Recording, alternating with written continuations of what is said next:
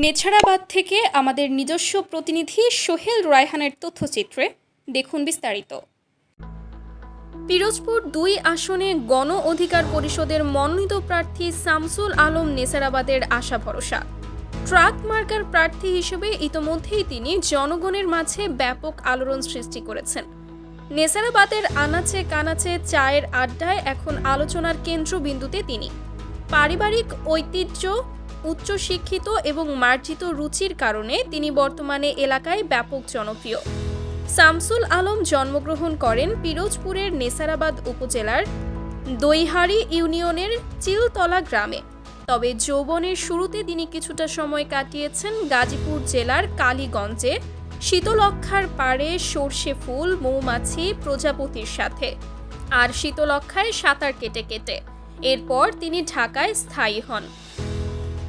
শামসুল আলম জমিদার মাহমুদ রাজার অষ্টম অধস্তন পুরুষ। তার দাদা জনাব মুসলিম আলী আকুন ছিলেন জজ কোর্টের জুরি বোর্ডের সম্মানিত সদস্য।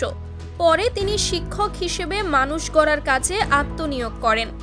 তার নানা জনাব হাসান উদ্দিন আহমেদ সেনাবাহিনী থেকে স্বেচ্ছায় অবসর নিয়ে শিক্ষকতার মহান পেশায় নিজেকে নিযুক্ত করেন।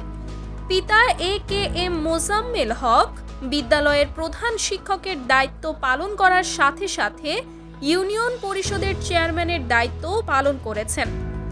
আমৃত্যু তিনি বহু শিক্ষা প্রতিষ্ঠান এবং ধর্মীয় প্রতিষ্ঠানের সাথে যুক্ত থেকে সমাজে আলো ছড়িয়েছেন। স্থানীয় গণকপাড়া বাজার, মসজিদ, মন্দির এবং ইউনিয়ন পরিষদ তার নিজের জায়গায় প্রতিষ্ঠিত। সম্প্রীতির এমন দৃষ্টান্ত আজকাল আমাদের সমাজে খুব কমই দেখা যায়। তার মাতা ছিলেন সরকারি প্রাথমিক বিদ্যালয়ের শিক্ষয়িত্রী। শামসুল আলম বাংলা সাহিত্যে স্নাতকোত্তর ডিগ্রি অর্জন করেন। ৯০-এ স্বৈরাচার বিরোধী আন্দোলনের মাধ্যমে তার রাজনৈতিক জীবনের সূচনা। এরপর যেখানেই অন্যায় দেখেছেন সেখানেই তিনি প্রতিবাদ করেছেন। এ কারণে তাকে বহুবার বিপদেও পড়তে হয়েছে, কিন্তু কোনো কিছুই তাকে দমিয়ে রাখতে পারেনি। তিনি কর্মজীবন শুরু করেন বাংলাদেশের সবচেয়ে নামকরা কলেজ ঢাকা রেসিডেন্সিয়াল মডেল কলেজে শিক্ষকতার মধ্য দিয়ে। পরে তিনি অধ্যাপনা করেছেন ঢাকার একাধিক কলেজে। তিনি সদর্পে বিচরণ করেছেন বাংলাদেশ বেতার সহ বিভিন্ন ইলেকট্রনিক মিডিয়াতে। তিনি নিয়মিত লেখালেখি করেছেন দেশের শীর্ষস্থানীয় কিছু দৈনিক ও সাপ্তাহিক পত্রিকায়। তিনি বেসরকারি উদ্যোগে প্রতিষ্ঠিত দেশের একমাত্র বিশুদ্ধ বাংলা শেখার প্রতিষ্ঠান লহরী একাডেমির পরিচালক এবং শিক্ষা ও গবেষণা প্রতিষ্ঠান এডুকেশন রিসার্চ ফাউন্ডেশন ERF এর সম্মানিত চেয়ারম্যান। লেখালেখির জন্য মাত্র 18 বছর বয়সেই তিনি পিঙ্গল সাহিত্য পুরস্কার লাভ করেন।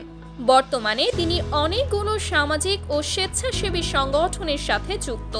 প্রাচুর্য এবং অভিজাত্যের মধ্যে বড় হয়েও মানবিক বিষয়ে তিনি খুবই সংবেদনশীল।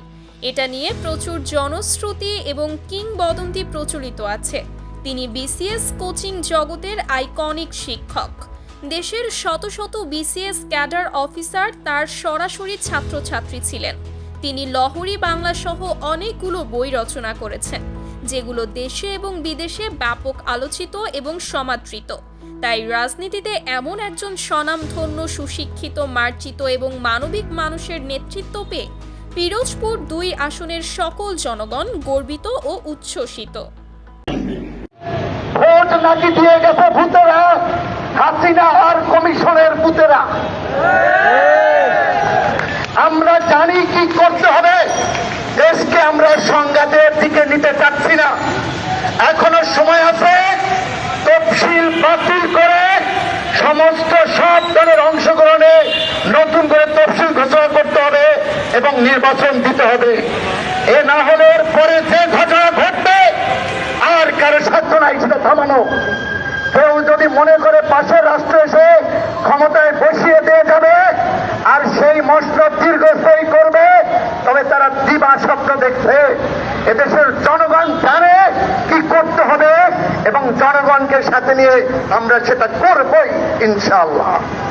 আপনি এই কথা কেন বলেছেন সরকার অবৈধ।